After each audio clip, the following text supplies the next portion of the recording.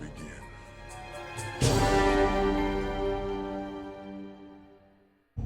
Welcome. I am Brother Max. It is October 2nd, 2025, which means it is day 2 of the 31 Days of Fright horror movie project, year 13. And today's movie is yet again Tusk, directed by Kevin Smith.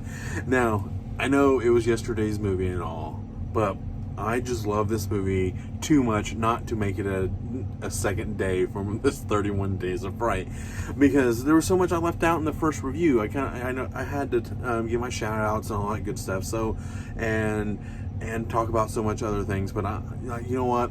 I just kind of wanted to do it again. Why not? And it's my channel. I can do what I want. And so, you know what? That's why I decided to do Tusk again for day 2. Now, as you don't know, if you don't know what this is the 31 Days of Fright. It's where you watch a different movie each of the days of October. I already broke that, but I've done that in the past, and this is my 13th year, like I've mentioned. So, now, what did I forget to mention in yesterday's review for Tusk? Now, there are some things about that movie that I kind of touched upon, where it kind of has some dark humor.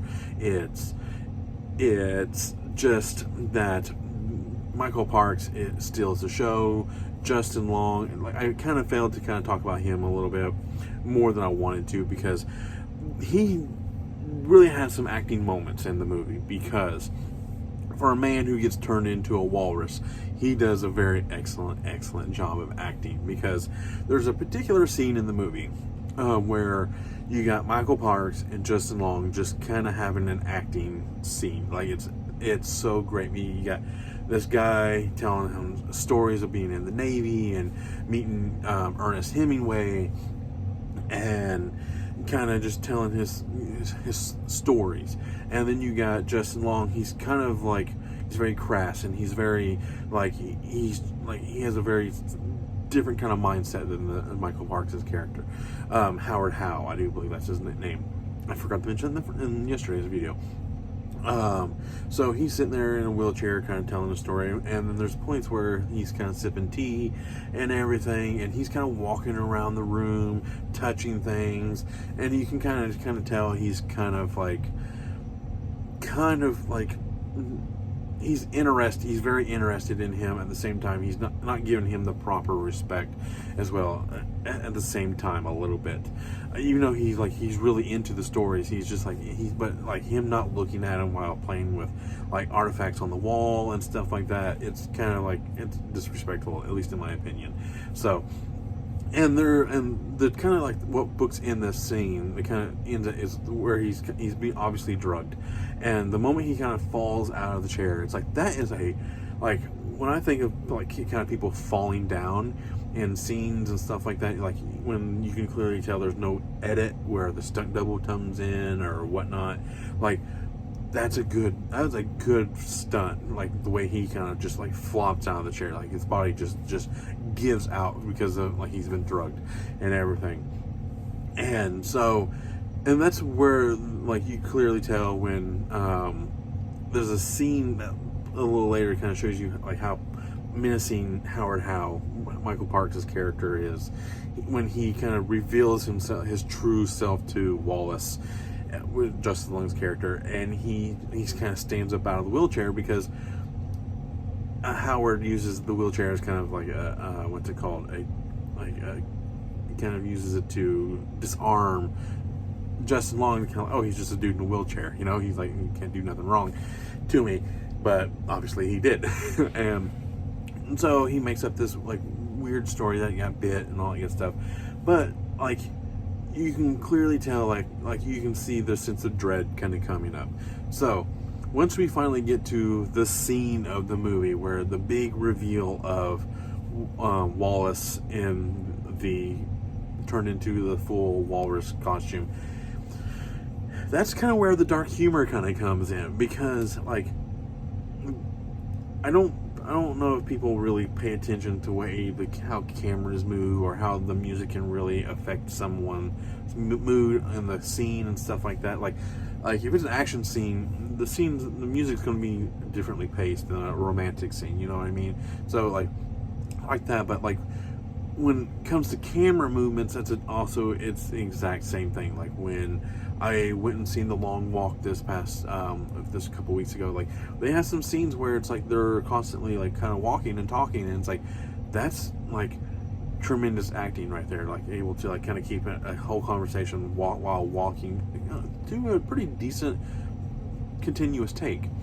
Where like this, where he's like, when he finally he's like Wallace figures out he's screwed, like he just breaks down and he can't do anything about it because he's kind of just bound to the wheelchair that he's ultimately going to meet his last time he'll be a human in. So, but yeah, this movie's fun. Like that's the dark humor. Like I said, like when we finally reveal Wallace, and the camera moves in and kind of does this like weird zoom, it kind of invokes a bit of humor because Justin Long is screaming and he's like having like he is just like trying with all his might to like do whatever he needs to do in that scene. And then we got Howard just kind of just like, see ya, Mr. Tusk, and leaves him, and he's chained up and everything.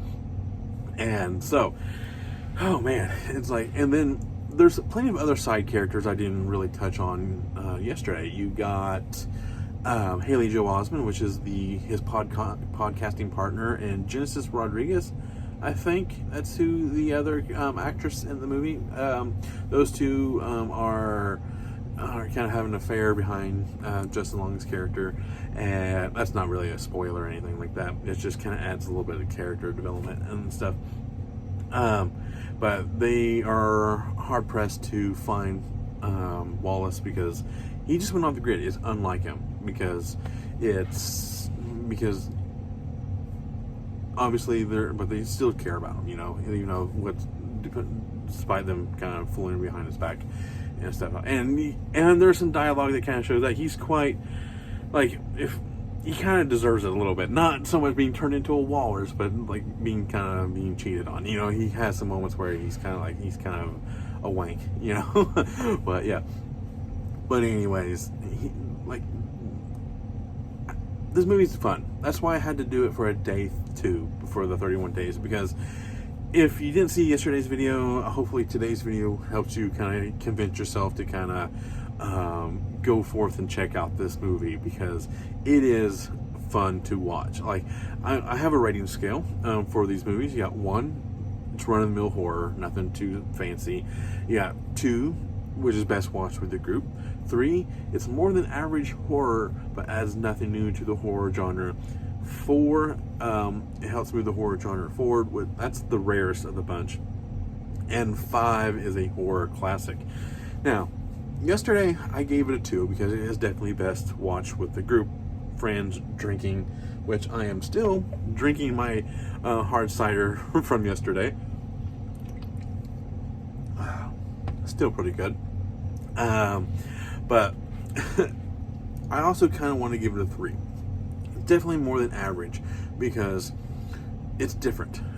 Like, they're just, I don't know how else to explain it, because when you watch something that's run-of-the-mill, it's like, oh, slasher's going to do this, this character's going to do this, that's kind of run-of-the-mill. Like, oh, like they have the sex, they die, they do drugs, they die, like the virgin is always the final girl and whatnot. Like that is definition of a run-of-the-mill horror movie, when you kind of know what's coming up. But when they kind of do something unpredictable and stuff like that, it's kind of definitely a little bit more of a 3, like more than average, which is also this movie. It's definitely a more than average because, 1, the special effects for the walrus costume is amazing. Just the acting of all the actors in general are awesome as well. So, and things like that. It's like, and then just the concept alone. It's like a guy. So it basically boils down to Howard Howe having this. Since he was in the Navy, he kind of like has this experience with an actual walrus where he saves his life and he has to eat his friend to survive. So he's been doing all this to kind of repent to give Mr. Tusk a chance to survive and fight back, because he had to eat his friend, like I said, because he was stranded after his boat went down in the Navy. So like that's a unique story where he's trying to, yes, it is definitely, there's parts that are played for laughs, but like if you actually, like I said, boil it down, it's pretty good, and it's pretty unique storyline in and of its own. So that is all for day 2 for Kevin Smith's Tusk. So I will see you tomorrow for day 3, and that is all. I am the one and only MSJ, Brother Max, and all I can say is stay spooky and have a safe and happy month of October. So thank you. And this is the only way I can end these videos, is by saying thank you.